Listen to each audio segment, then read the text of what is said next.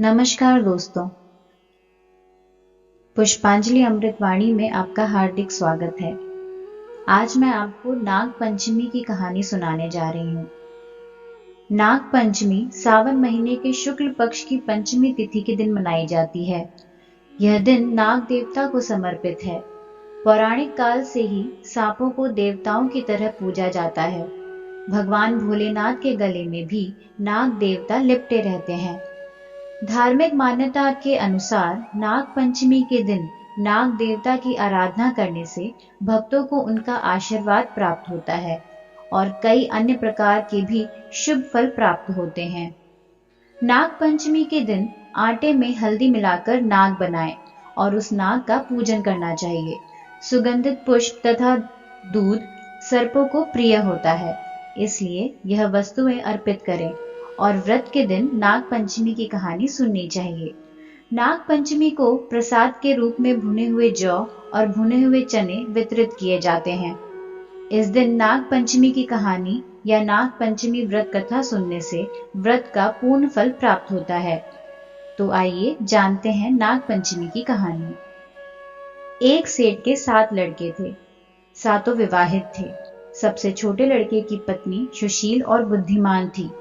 उसका कोई भाई नहीं था। एक दिन बड़ी बहू सभी को साथ लेकर मिट्टी लाने के लिए गई। वे खुरपी से मिट्टी खोदने लगी।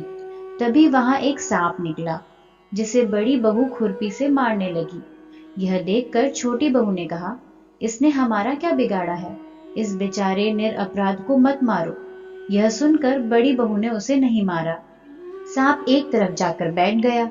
छोटी बहू ने उससे कहा, हम अभी लौट कर आते हैं, तुम यहीं रुकना, जाना मत। यह कहकर वह सबके साथ घर चली गई और वहां काम काज करने में भूल गई कि उसने सांप को रुकने के लिए कहा था।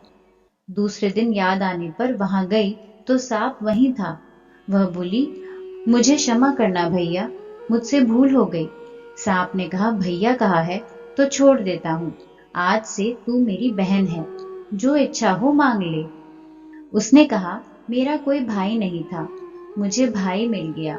कुछ दिन बाद वह सांप मनुष्य का रूप लेकर बहन के घर आया और कहा, मेरी बहन को मेरे साथ भेजो। सांप ने विश्वास दिलाया कि वह उसका दूर के रिश्ते का भाई है। रास्ते में बहन को अपने वही सांप होने की बात बताई। सांप के घर पहुंचकर वहां का ठाट बाट देखकर हैरान रह गई बहू।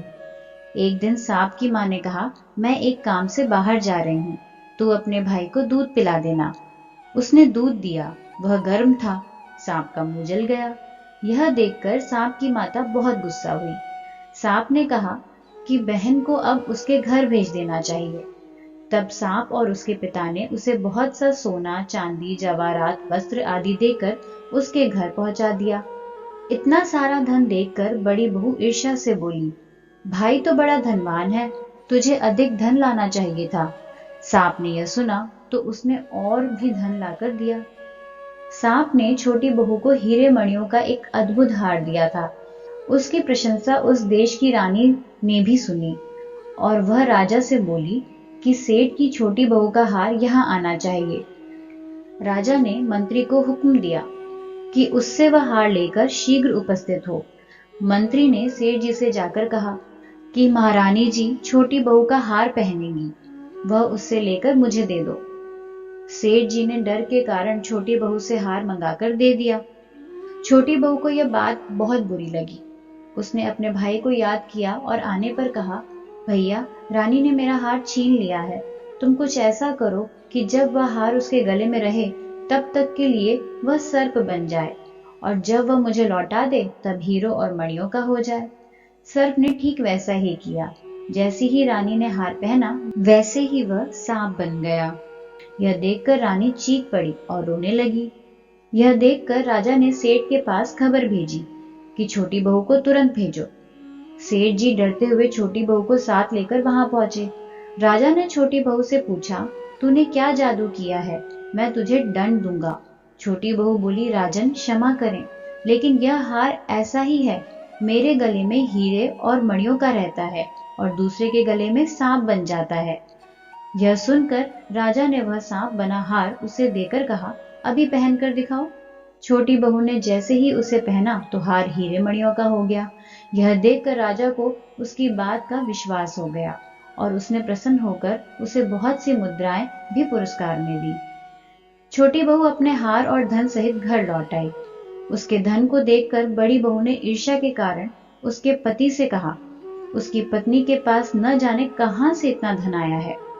यह सुनकर उसके पति ने अपनी पत्नी को बुलाकर कहा, ठीक ठीक बता कि यह धन तुझे कौन देता है। वह अपने भाई सांप को याद करने लगी। तब उसी समय सांप ने प्रकट होकर कहा, जो मेरी बहन के आचरण पर संदेह करेगा उसे मैं खा लूंगा। यह सुनकर छोटी बहू का पति बहुत प्रसन्न हुआ और उसने सर्प देवता का बड़ा सत्कार किया। उसी दिन से नाग पंचमी का त्योहार मनाया जाता है और स्त्रियां सर्प को भाई मानकर उनकी पूजा करती हैं। बोलिए नाग देवता की जय।